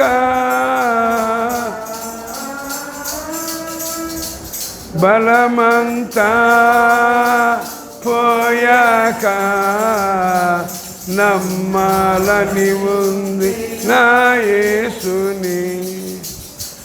నమ్మి అప్పుడు అమ్ముదాం, యూదా ఇస్కరియోతులాగా. ఎందుకంటే అది ఇస్తాం, ఇది ఇస్తామని చెప్పి ఆశలు చూపిస్తారుగా కదా. ఆశలు చూపిస్తే అమ్ముకుందాం మనల్ని మనం. పేపర్లో చదువుతున్నా, ఫలానోళ్ళు అంటే పాస్టర్లను ముంచారంట. పాస్టర్లను వాళ్ళు ముంచడం ఏంటి అసలు? వాళ్ళు పాస్టర్లా? దేవుని సేవకుల్ని మనుషులు ముంచడం ఏంటి? వాళ్ళు దేవుని సేవకులా? ఇట్లాంటివన్నీ చదివితే నవ్వాలి ఏడవాలని నాకు అర్థం కాదు. దేవుడు సంతోషిస్తాడా? అరే మీరు విలువ పెట్టి కొనబడిన వారురా, ముందు మీ విలువేంటి తెలుసుకోండిరా, తెలుసుకొని తెలియని వాళ్ళకి తెలియజెప్పండిరా అంటే వీళ్ళకి తెలియదు, వాళ్ళకి చెప్పరు కదా. మళ్ళా రాస్తారు ఓట్లు అమ్ముకోవద్దు అని, ఓట్లు అమ్ముకోవద్దని చెబుతారు. నాకు ఎంత ఇస్తావు ఓటుకి, మా పిల్లలకి ఎంత ఇస్తావు, చెప్పేది ఒకటి చేసేది ఒకటి కదా. వాళ్ళు రెడీ, అటు అమ్ముకోవద్దంటారు, ఇటు డబ్బులు ఇస్తామంటారు, చెబుతారు. మళ్ళా వాళ్ళు అట్లా ఇస్తున్నారు, వీళ్ళు ఇట్లా ఇస్తున్నారని, వీళ్ళు ఇవ్వట్లా కదా. పిల్లి కళ్ళు మూసుకొని పాలు తాగుతూ ఎవరు చూడట్లేదు అనుకుంటుందంట. అట్లా తయారవుతున్నారు ఒకళ్ళని మించిన ఒకళ్ళు పెద్ద నటులు అన్నాడు ప్రభు. నేను నీలో నివసించి సంచరించి నువ్వు ఇంకా నటించేవాడివిగా, నటించేదానివిగా కాదు, జీవించేదానివిగా, జీవించేవానిగా నేను చేస్తాను. కాబట్టి ప్రభు ఈ రోజున నిన్ను అంగీకరించా. ఎలా ఉన్నా నేను ప్రభువునందు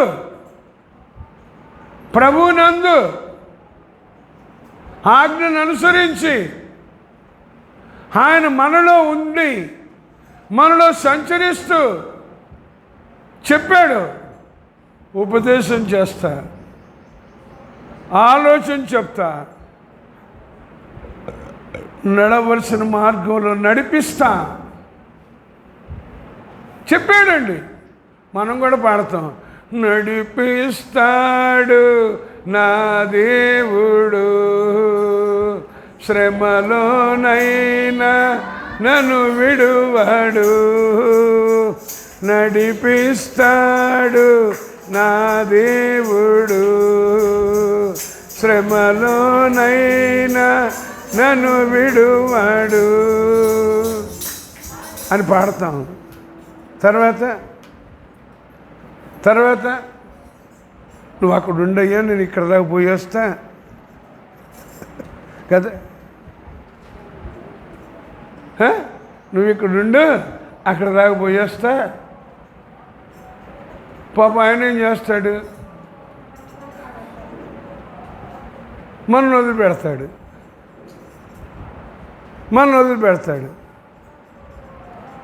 ఆయన వదిలిపెట్టినటువంటి ఇంక మనకి ఇంకా దిగులు, విచారం, చింత ఏమీ.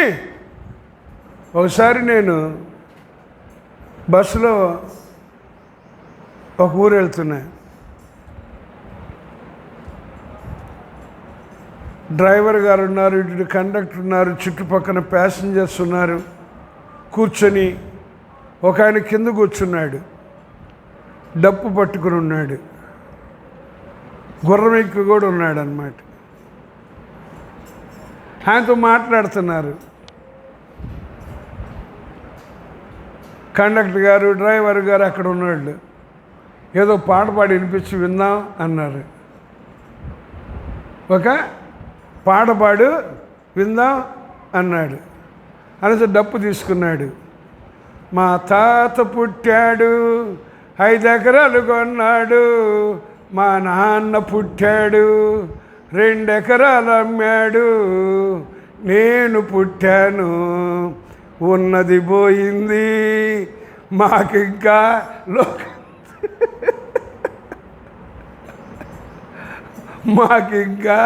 లోకంతో పని ఏముంది.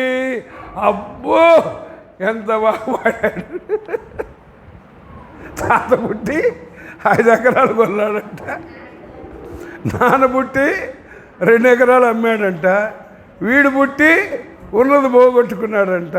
లోకంతో పని ఉంది, నరకంతోనే పని, ఇంకా నరకంతోనే పని. అబ్బా ఎంత బాగా పాడాడండి.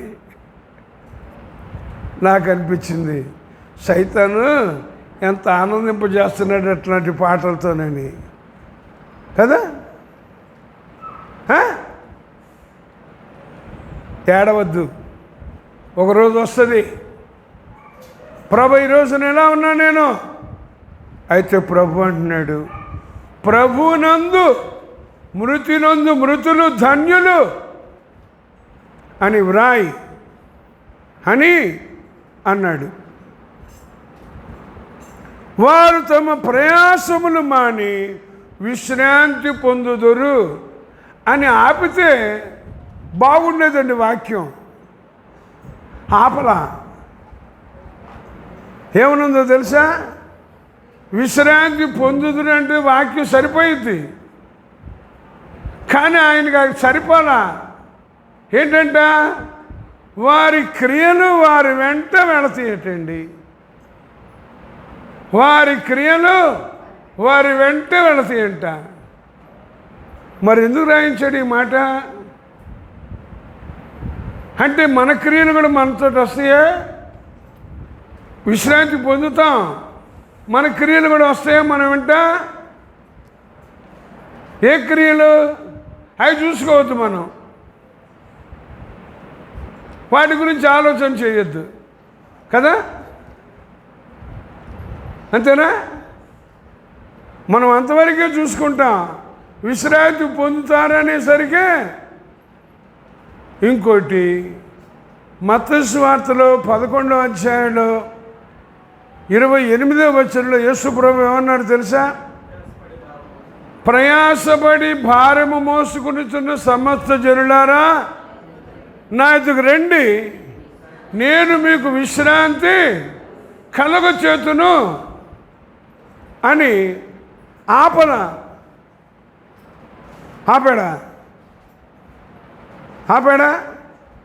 తర్వాత ఏం చెప్పాడు తెలుసా? నేను సాత్వికుడను దీన మనస్సు కలవాడను, నా ఎద్దుకు వచ్చి నా కాడి ఎత్తుకొని నాతో నేర్చుకోనండి అన్నాడు. మరి మనం ఏం చేస్తున్నాం? 28వ వచనం వరకు చూసి వదిలేద్దాం. 29వ వచనం మనకొద్దు, కావాలా? నాకు కావాలి, మరి మీకు కావాలంటే ఏం చేయాలి? ఆయన కాడి ఎత్తుకున్నానా? నేర్చుకుంటున్నానా? నేర్పుతున్నానా? అదే ద్వితీయోపదేశ కాండం 6వ అధ్యాయంలో అంటాడు, ఇశ్రాయేలు విను, నేడు నేను నీకు ఆజ్ఞాపించి ఈ మాటలు నీ హృదయంలో ఉంచుకో, నీ పూర్ణ హృదయముతో, నీ పూర్ణ ఆత్మతో, నీ పూర్ణ శక్తితో నీ దేవుడిని యెహోవాను ప్రేమించు, వీటిని నీ పిల్లలకు నేర్పు. కూర్చునేటప్పుడు, లేచేటప్పుడు, పండుకునేటప్పుడు, నడిచేటప్పుడు నేర్పు. ఏమి నేర్పుతున్నా నేను? ఏమి నేర్పుతున్నా? మీరేమి నేర్పుతున్నారు? ఏమి నేర్పుతున్నారు? ఎందుకంటే కొన్నిసార్లు మా పిల్లలు వింటలేదండి అంటారు. ముందు మనం వింటే మనం చూసైనా ఇప్పుడు కదా, రేపు కదా, ఎల్లుండి లేకపోతే వచ్చే సంవత్సరం లేదు, ఇంకో సంవత్సరంలో వింటారు. మనకే లేదే, వస్తాం పోతాం అలవాటు అయిపోయింది. వాళ్ళు అంతే, వింటారు పోతారు ఇంకంతే. తర్వాత ఏమి నేర్చుకున్నాం? సాత్వికంగా ఉంటామా?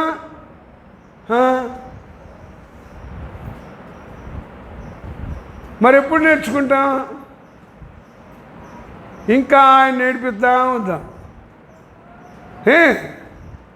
ఎన్ని సంవత్సరాలైనా నేర్పిస్తానే ఉందాం. దయచేసి అట్లా ఉండద్దు. ప్రభు చెప్తున్నాడు, వారు తమ ప్రయాసములు మాని విశ్రాంతి పొందుదురు అని ప్రభు చెప్తున్నారు. రండి నేను మీకు విశ్రాంతి కలుగు చేతును అని. తర్వాత అన్నాడు, నేను సాత్వికుడును దీన మనసు గలవాడను కనుక మీ మీద నా కాడి ఎత్తుకుని అది నేర్చుకోనండి, అప్పుడు మీకు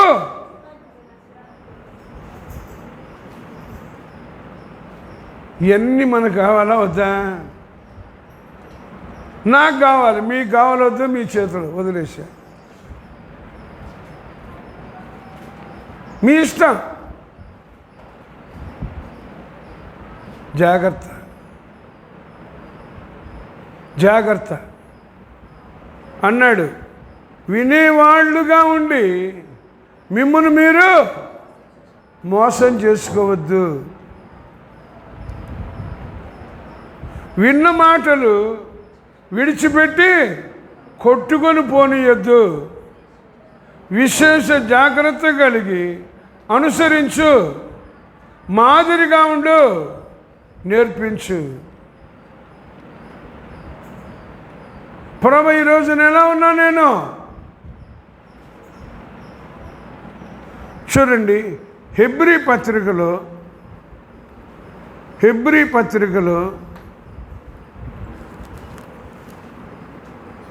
4వ అధ్యాయం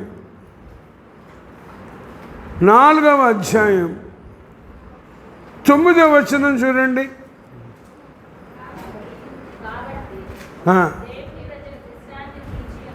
ఎవరికంటే మనం ఎవరివి? దేవుని ప్రజలమేనా? ఉందా విశ్రాంతి? ఉందా నెమ్మది? దేవుని వాక్యం చెప్తున్నాడండి, దేవుని ప్రజలకు విశ్రాంతి నిలిచి ఉంది. కాబట్టి నా ఆశ నా కోసం నిలిచి ఉన్న ఆ విశ్రాంతిని పొందాలి అని. మరి మీకు నేను ప్రభువుని అంగీకరించిన సినిమాలు చూసేవాడిని అండి. సినిమాల్లో సగం అయిపోయినాక చూసారు ఎప్పుడైనా? ఏమని ఉంటుంది? విశ్రాంతి అని ఉంటుంది. ఆ విశ్రాంతి ఇప్పటిదాకా చూసి అలసిపోయి మీ బుర్రనంతా పాడు చేసుకున్నారు. కాసేపు బయటికి వెళ్ళి విశ్రాంతి తీసుకున్నాను, ఇంకా మిగతాది కూడా పూర్తి చేస్తాను నేను. పాడు చేయటానికి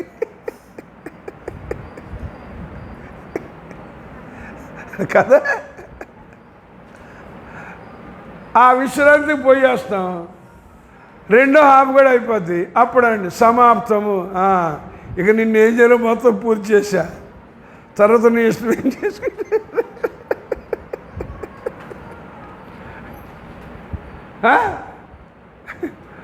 ముందు సగం పూర్తి చేశాడు, తర్వాత రెండో సగం పూర్తి చేశాడు, సమాప్తం చేశాడు.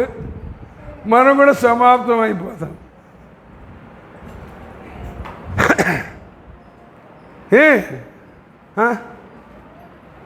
ఏం కావాలి? దేవుడు తన ప్రజలకి విశ్రాంతిని నిలిచి ఉంచాడట. నేను ఆ విశ్రాంతి పొందాలని ఇప్పుడు విశ్రాంతి లేకుండా పనిచేస్తా. మీరు విశ్రాంతి దొరికితే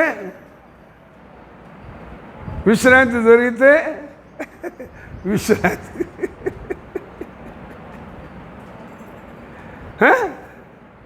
జాగ్రత్త. ప్రభు ఈరోజున ఎలా ఉన్నా నేను? ప్రభు అన్నారు, నా దగ్గర రండి, నేను సాత్వికుడును దీన మనసు గలవాడును, నా కాడి ఎత్తుకుని నాతో నేర్చుకోనండి, మీకు విశ్రాంతి ఉంటుంది, నెమ్మది ఉంటుంది. ఇప్పుడు అది లేదు, ఇది లేదు. నెమ్మది ఉందా? నెమ్మది? అదే ఇందాక పాడారు కదా, ప్రియుడా నీ ప్రేమ పాదముల్ చేరితి నెమ్మది పైకి లోపలంతా నెమ్మది. లోపల ఉందా? లోపల ఉందా నెమ్మది? ఉందా నెమ్మది లోపల?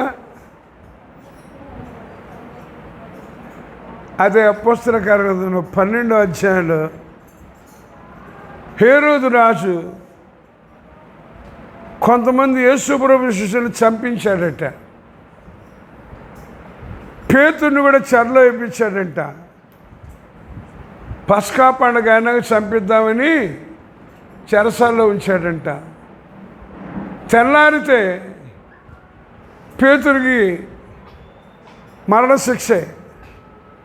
అయితే పేతురు ఏం చేశాడో తెలుసా? పేతురు ఏం చేశాడో తెలుసా? యమ నిద్రపోతున్నాడంట. తెల్లారితే నాకు ఉరిశిక్ష అంటే నిద్రపట్టుద్దా? నిద్రపట్టుద్దా? మరి పేతురు గారికి అంత నిద్ర ఎలాగొచ్చింది? లోపలేమి కంగారు లేదు, భయం లేదు. అది జరిగిన తర్వాతనే పేతురు జీవితంలో కొన్ని పొరపాట్లు జరిగినాయండి. ఆ పొరపాటు రానివ్వకండి, జాగ్రత్త పడండి. సంఘం అయితే అత్యాసక్తితో ప్రార్థన చేసిందంట పేతురు కోసం. సంఘం అయితే పేతురు కోసం అత్యాసక్తితో ప్రార్థన చేసిందంట. దేవుడు తన దూతను పంపించి పేతుర్ని చెరసాల నుంచి బయటికి తెచ్చాడంట. కొంత దూరం నడిపించి ఇంక వెళ్ళి అన్నాడంట దూత. అప్పుడు వచ్చి సంఘం దగ్గరికి వచ్చి తలుపు తడుతున్నాడంట. అప్పుడు చిన్నది హృదయ అనే చిన్నదంట తలుపు తడుతుందంటే వచ్చిందంట ఆలకిద్దామని. మరి ఏం పిలిచాడో ఏం కేకేశాడో తెలియదు, కానీ తలుపు తీయలేదు అమ్మాయి.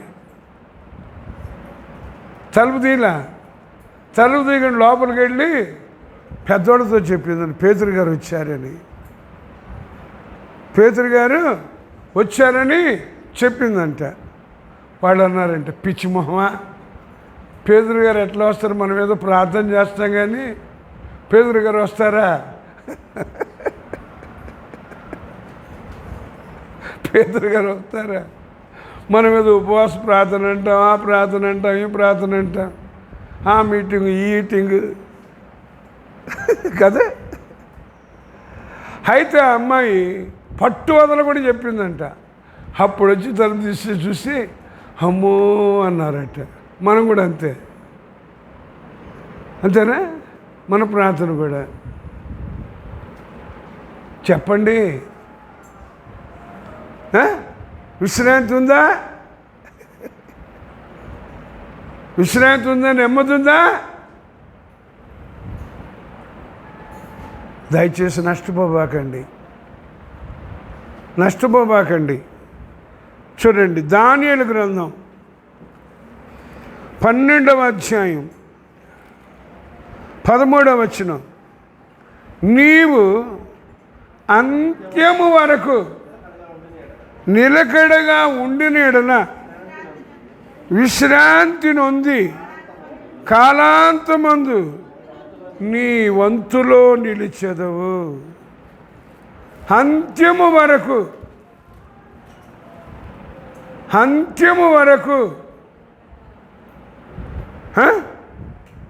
నిలకడగా ఉండిన యెడల. నిలకడ ఉందా? మనకి నిలకడ ఉందా? దయచేసి ఆలోచన చేయండి దేవుని వాక్యాన్ని. అంత్యము వరకు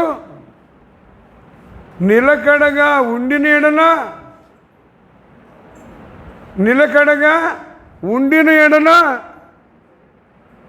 విశ్రాంతి నొంది నీ వంతులో నిలబడతావు. నిలబడాలా? పడగొట్టబడాలా? నిలబడాలా? పడగొట్టబడద్దా? నా తపన అదే, నిలబడాలని. మీరంతా నిలబడాలి. వాడు పడేయడానికి చూస్తున్నాడు, వాడు పడేయడానికి చూస్తున్నాడు. జాగ్రత్త. పడేసేవాడి మాటలు వింటారో, నిలబెట్టే వాళ్ళ మాటలు వింటారో మీ ఇష్టం. నిలకడగా ఉండాలి. గాలికి కొట్టుకుని పోయినట్లు ఉండకూడదు. ప్రతి ఉపదేశానికి ఇక్కడ ప్రకటన అందులో చెప్తున్నాడు. ఏమని చెప్తున్నాడు? వారి క్రియలు వారి వెంట వెళ్ళును. విశ్రాంతి పొందుదరని వదిలేస్తే బాగుండేది.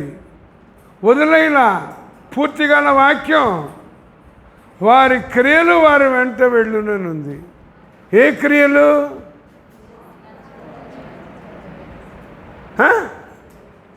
బైబిల్లో నిర్జీవ క్రియలు అని ఒకటి ఉంది, దుష్క్రియలు అని ఒకటి ఉంది, అంధకార క్రియలు అని ఒకటి ఉంది, సత్క్రియలు అని ఒకటి ఉంది.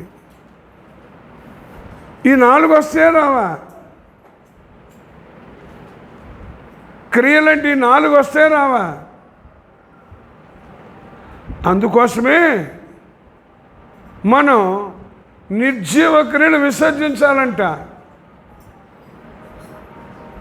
విడిచిపెట్టేయాలి. ఇంతకీ నిర్జీవ క్రియలు అంటే ఏంటో తెలుసా? చూడండి, ద్వితీయోపదేశకాండం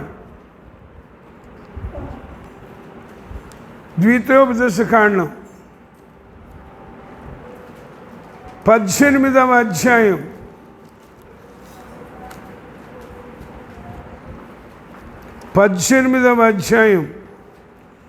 9వ వచనం నుండి, నీ దేవుడైన యెహోవా నీకిచ్చుచున్న దేశమున నీవు ప్రవేశించిన తరువాత ఆ జనముల హేయ కృత్యములను నీవు చేయ నేర్చుకొనకూడదు. హేయ కృత్యములు అదే నిర్జీవ క్రియలు. ఏంటో చెప్తున్నాడు?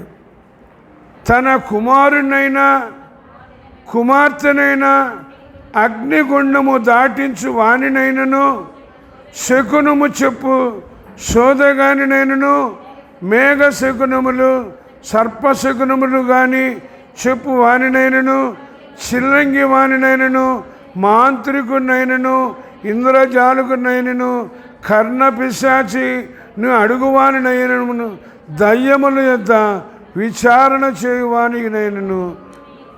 ఇవన్నీ నిర్జీవ క్రియలు, హేయ క్రియలు. ఇంకా చెప్పాలంటే సాతాను సంబంధమైనవి అవి ఉండకూడదు మనలో. తర్వాత దుష్క్రియలు.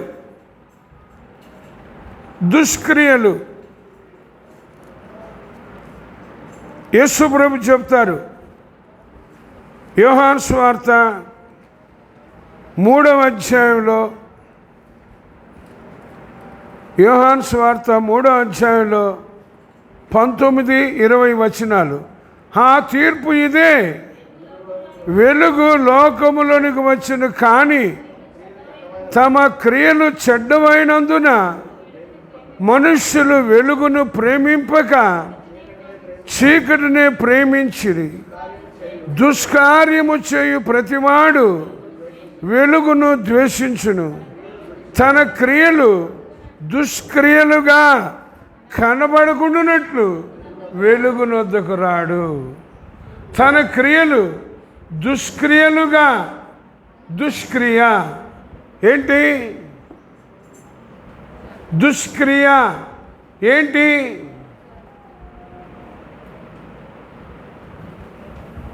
ఆలోచన చేయండి. ప్రభా నాలో ఏమైనా దుష్క్రియ ఉందా? మోసం చేసేవాడు,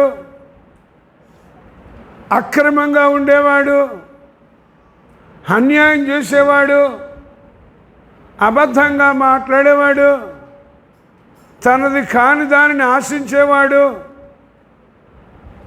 ఎన్ని దుష్క్రియలు ఉన్నాయా చూసుకోండి. ప్రభువా నాలో దుష్క్రియ ఉండకూడదు, నిర్జీవ క్రియ ఉండకూడదు. మూడవది అంధకార క్రియ. ఏంటో తెలుసా? రోమాపత్రికలో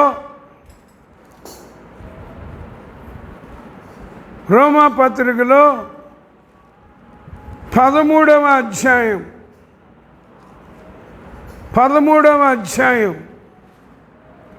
12వ వచనం నుండి, రాత్రి చాలా గడిచి పగలు సమీపముగా ఉన్నది కనుక మనము అంధకార క్రియలను విసర్జించి తేజ సంబంధమైన యుద్ధోగులను ధరించుకుందాము అని అల్లరితో కూడిన ఆటపాటలు, మత్తు, కామ విలాసములు, పోకిరి చేష్టలు, కలహము, మత్సరము, ఇవి అల్లరితో కూడిన ఇవి అంధకార క్రియలంట.